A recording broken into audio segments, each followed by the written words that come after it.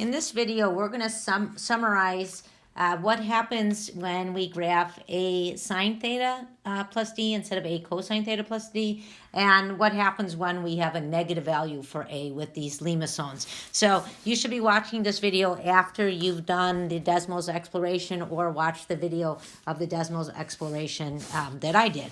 So make some predictions. So let's summarize this. What do you think would happen if you graphed a sine theta plus d instead of a cosine theta plus d? How would this graph look different from those you just graphed? Write down your prediction, then test your theory on Desmos to see if you're right. So we just graphed three different types of Limacones. We had the dimpled Limacone, the cardioid, and the Limacone with inner loop.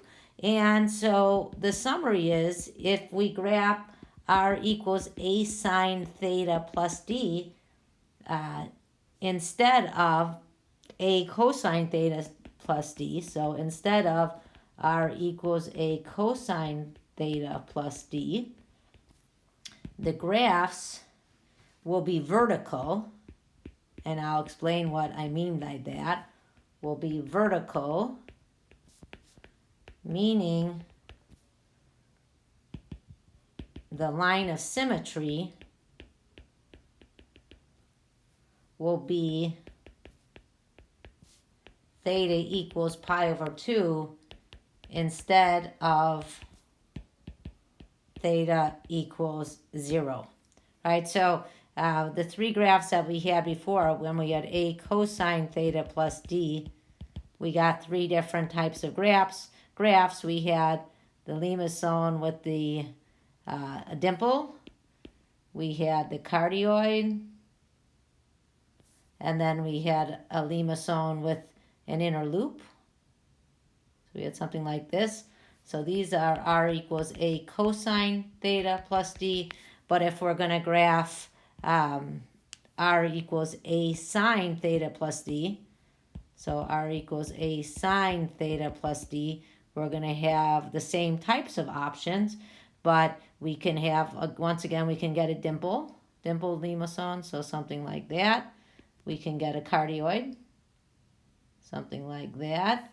And we can get a Limacone with an inner loop. I didn't graph that one so well. Let me try to fix that a bit. So we can get something more like that. So we have three options. We have a dimpled Limacone, a cardioid, and a Limacone with inner loop. And in this case, they're all vertical when we have sine. They're horizontal when we have cosine. Okay, let's look at number 2. So for number 2, it says, what do you think would happen if r equals a sine theta plus d or r equals a cosine theta plus d contained a negative value for a?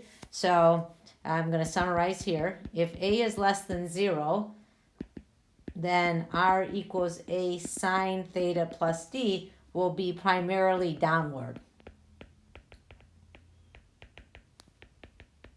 instead of primarily upward. So in the case of the cardioid, we'd have something that looks like this, for example.